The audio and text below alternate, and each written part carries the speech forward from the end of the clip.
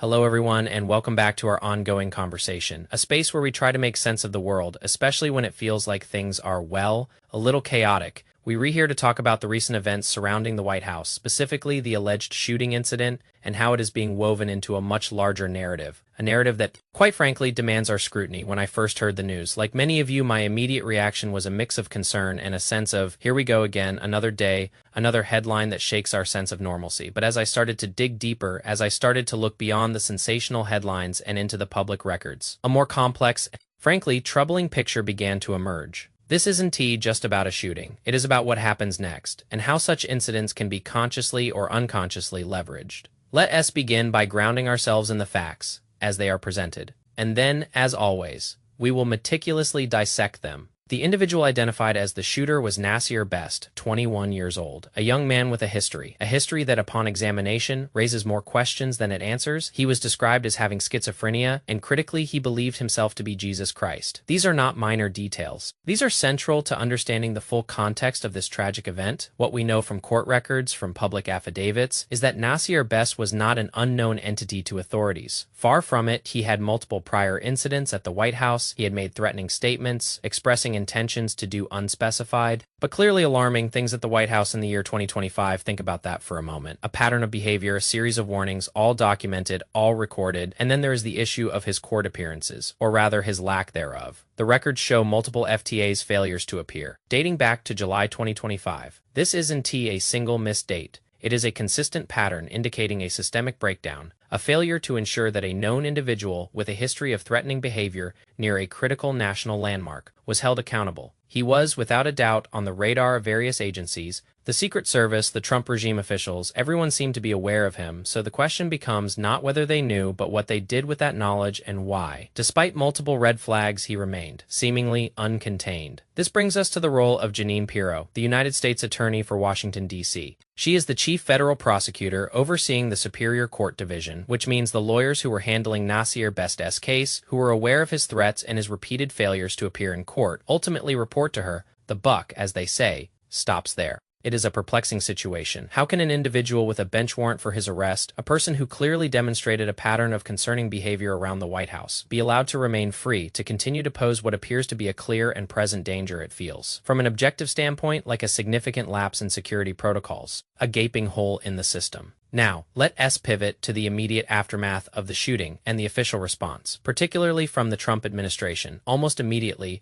a court filing was made by the Trump Department of Justice, a filing that many observers believe bears the distinct stylistic hallmarks of Donald Trump himself. This document sought to leverage the alleged shooting incident to push for the construction of the Golden Ballroom, an expensive and controversial project. The filing dramatically described the event as an assassination attempt, citing news reports but conspicuously lacking other legal proofs or corroborating evidence, ending with an exclamation point, a rhetorical flourish that feels more political than judicial. The filing stated, on Saturday night, May 23rd, a shooter once again sought to murder the president, his family, and his staff at the historic White House complex. It went on to describe the alleged shooter as having professionally pulled a high-caliber gun from a bag and opened fire in the exact direction of the White House. This particular phrasing, professionally pulled a high-caliber gun, is where I urge us to pause and truly consider the implications. It paints a picture of a calculated, skilled assailant, a professional. But does this align with the known facts about Nassier, a young man grappling with severe mental health issues, who believed he was Jesus Christ, and had a history of erratic behavior? It seems to me to be a stark contradiction, a deliberate reshaping of reality to fit a specific narrative. The document continued, arguing that this second attack on the president this month underscores the critical need for top-level state-of-the-art security at the White House,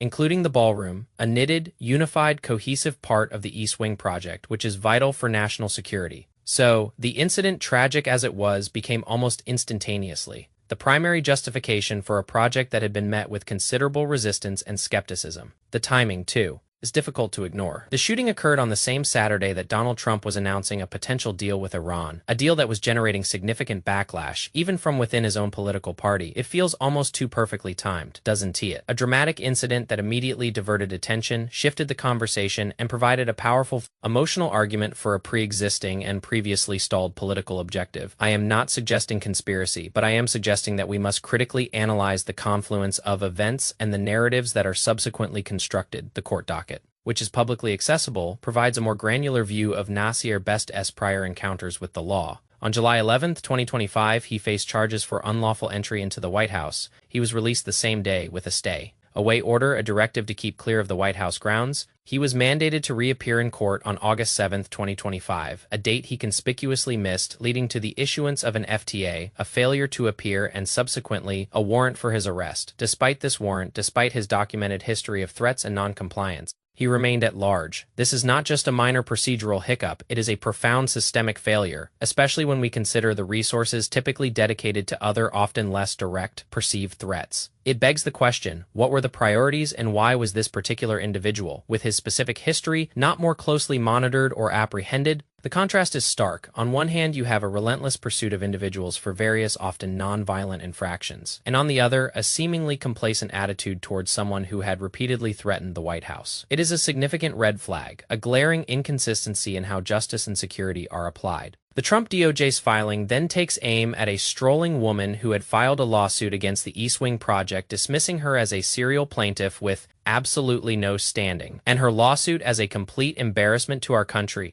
This rhetoric is designed to delegitimize dissent, to silence opposition, and to remove any obstacles to the desired construction of the Golden Ballroom. It is a classic tactic to demonize the messenger when you don't too like the message, but it also reveals the urgency, the almost desperate need, to push this project forward using the shooting as the ultimate justification. This isn't the first time such an approach has been taken. We saw a similar pattern after the White House Correspondents' Dinner incident, another moment that was quickly and perhaps conveniently used to underscore the need for enhanced security measures. For the very same Golden Ballroom, in both instances, the message is clear. If you question the need for this ballroom, you are, by extension, questioning national security and potentially endangering the president. But we, as discerning individuals, must look beyond these emotionally charged appeals. We must consider what voices outside the administration are saying. ABC News, for example, highlighted Donald Trump's immediate push for the ballroom post, shooting noting the significant backlash he faced, even from within his own party, regarding the $1 billion taxpayer request. Even the Wall Street Journal editorial board, a publication often aligned with conservative viewpoints,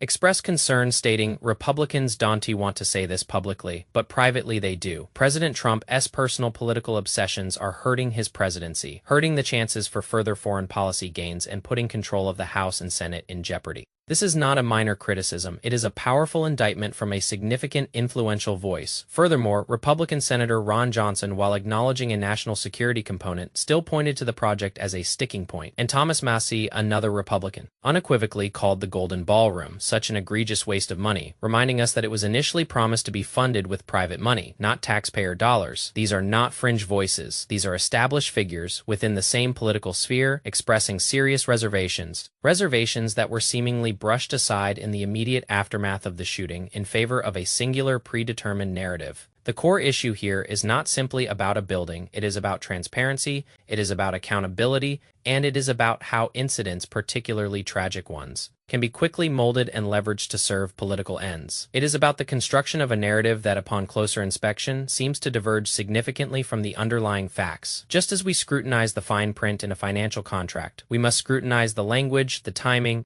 and the motivations behind such official statements and actions. Because in the world of finance, as in the world of politics, understanding the nuances, the unspoken implications, is absolutely crucial for making informed decisions. My friends, in times like these, our role is to remain calm, to remain intellectually curious, and to demand clarity. We must ask the difficult questions, we must challenge inconsistencies, and we must never allow fear or manufactured urgency to cloud our judgment. Because true security, true stability comes not from grand pronouncements or expensive projects, but from a foundation of truth, transparency, and genuine accountability. Let us continue to seek out the boring truths, the mathematical certainties, the unvarnished facts, rather than succumbing to the allure of dramatic, but potentially misleading narratives. Stay sharp, stay informed, and always, always think for yourself. Peace.